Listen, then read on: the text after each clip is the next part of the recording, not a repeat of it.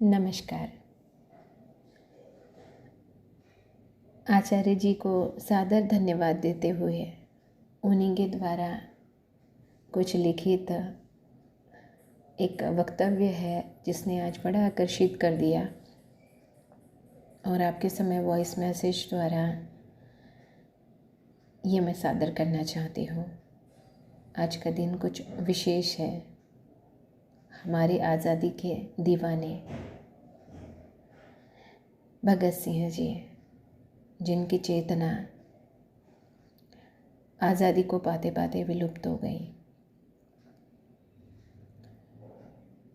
उनके बारे में आज उनका जन्मदिन है। हम सभी का जन्मदिन मनाते हैं। केक, मोमबत्ती आज का चलन है। क्या करना चाहिए इन दीवानों के जन्मदिन पर? कुछ अधिक नहीं, कुछ पढ़कर उनके बलिदानों को हम समर्थन दे सकते हैं। याद करने चाहिए कितने दुख झेले थे। इसलिए कहना भी चाहिए, सस्ती नहीं, बहुत महंगी थी। जब भगत सिंह जेल में थे तो अपना अधिकतम समय पढ़ने में व लिखने में व्यतीत करते थे। चाहे अपना केस लड़ने के लिए दलील तैयार करनी हो या 112 दिन की भूख हड़ताल हो या पुलिस वालों की हिंसात्मक मार हो, कुछ भी उन्हें किताब व कलम से दूर नहीं कर पाई। कहते हैं कि अपने पूरे कारावास के दौरान उन्होंने 6 डायरी भर दी थी, जिसमें उनके द्वारा पढ़ी गई किताबों से नोट्स थे, अखबारों में छपी देश दुनिया की ज़रूरी खबरें थी, कविताएं थी और उनके द्वारा रचित लेख भी थे।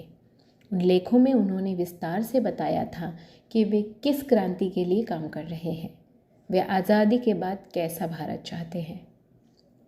अब दुर्भाग्य बोले या साजिश, उनकी शहादत के बाद 6 में से 5 किताबें जेल से कभी बाहर नहीं आ पाई। यहाँ पर थोड़ा सा रुकना चाहूँगी। कितना दुर्भाग्य है, कितने कुटिल लोगों से घिरा हुआ था भारत।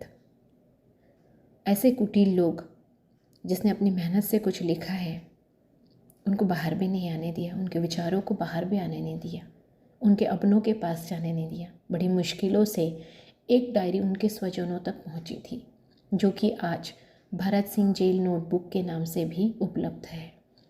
इस नोटबुक में भगत सिंह के हस्तलिखित नोट्स व लेख हैं।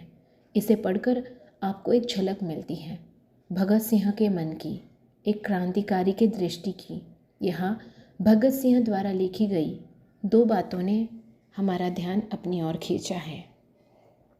उसका विवरण कुछ ऐसा है, और इन बातों को पढ़ते हुए याद रहे, जिन दिनों उन्होंने ये शब्द लिखे थे तब वे क्रांति के आगे बढ़ाने के लिए गहन अध्ययन कर रहे थे, पुलिस की मार झेल रहे थे, सैकड़ों दिनों तक भूखे रह चुके थे और एक काल कोठरी में बंद थे।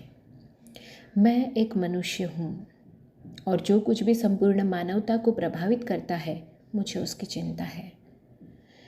ये जो विचार है इनका, ये पृष्ठ 43 जेल नोटबुक भगत सिंह, यहाँ से लिया गया है।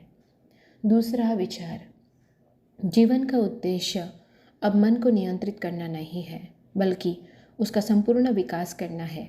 किसी दूसरे लोक में मुक्ति पाना नहीं है, बल्कि इसी लोक का सर्वोच्च उपयोग करना है। सत्य, सौंदर्य और अच्छाई का केवल चिंतन करना नहीं है, बल्कि उन्हें अपने दैनिक जीवन की सच्चाई बनाना है। ये विचार पृष्ठ 124 जेल नोटबुक भगत सिंह से लिए है। भगत सिंह का दिल इस क्रांति के लिए धड़कता था, ऐसी क्रांति जो सामाजिक बाद में थी। सबसे पहले एक भीतरी क्रांति थी। कहते हैं ना, भीतरी क्रांति थी और फिर वो सामाजिक क्रांति बनी। ऐसे ही आज़ादी सामाजिक मिली है। क्या आज़ादी भीतरी मिली है हमें? क्या स्वच्छंदता से हम अपनी भीतरी आज़ादी को अनुभवित कर पा रहे हैं, या उसमें भी किसी ऐसी परतंत्र सत्ता का आज भी एक नेटवर्क छाया हुआ है? इस पर हमें चिंतन करना चाहिए। आज भगत सिंह के जन्मदिन पर संकल्प लीजिए और भीतरी क्रांति को प्रति अपना कर्तव्य निभाइए। इसी के साथ धन्यवाद।